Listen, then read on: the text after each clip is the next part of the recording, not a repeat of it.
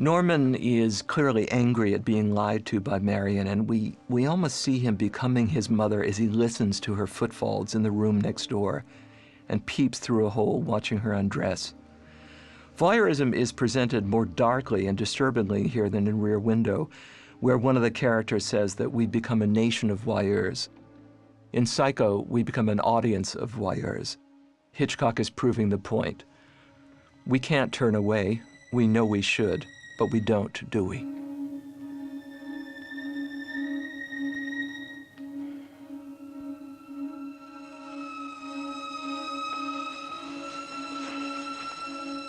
Hitchcock knew that the production code would forbid him to show outright a nude woman in a shower.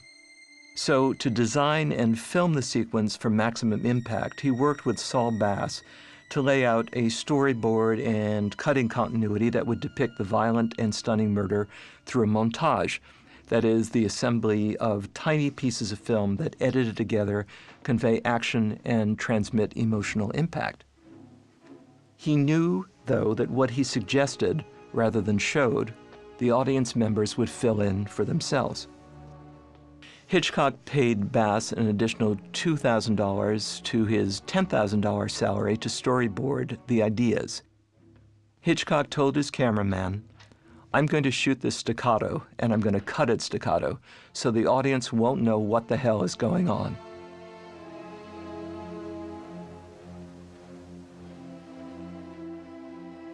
The impact of the shower sequence in 1960 was electrifying. There were screams, people running up the aisles.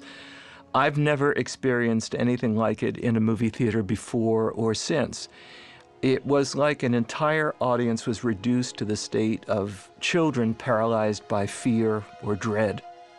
You know, throughout his career, Hitchcock waged a steady war against the censors. They constantly watchdogged his films, and those of the entire industry.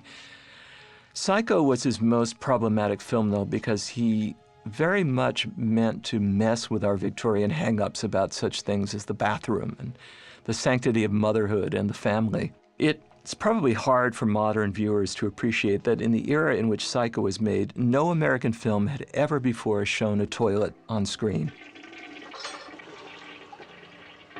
Well, not only did Hitchcock mean to show a toilet, he meant to flush it, both for purposes of the plot, as well as to deeply unsettle the audience. I remember seeing Psycho in the 60s, and to this day, I can hear the uneasy, nervous laughter and the reactions to Janet Leigh flushing the toilet. After the very adult opening sequence of the film and the flushing of the toilet, it was as if Hitchcock were announcing to the audience, "Watch out, anything goes." Well, that message rippled through the audience like an earthquake. And to prove it, we have the shower sequence, one of the all-time brilliant and iconic sequences in the history of film.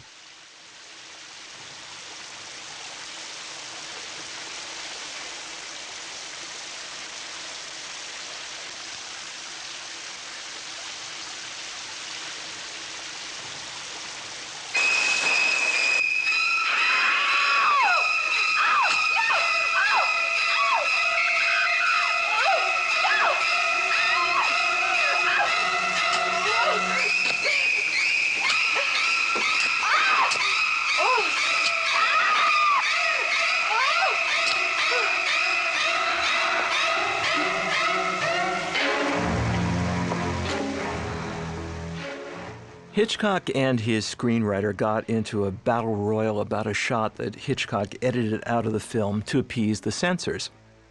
For this sequence, there was going to be an overhead God's eye view of Marion as she is dead, naked, and sprawled across the bathroom floor.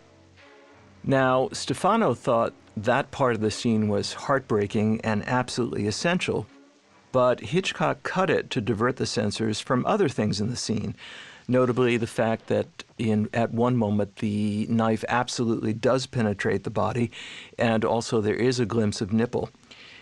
Stefano almost never forgave Hitchcock for cutting that scene out because he thought it was so emotionally powerful. By the way, at the time of the filming of the shower sequence, Anthony Perkins was in New York rehearsing to open in a Broadway musical called Green Willow.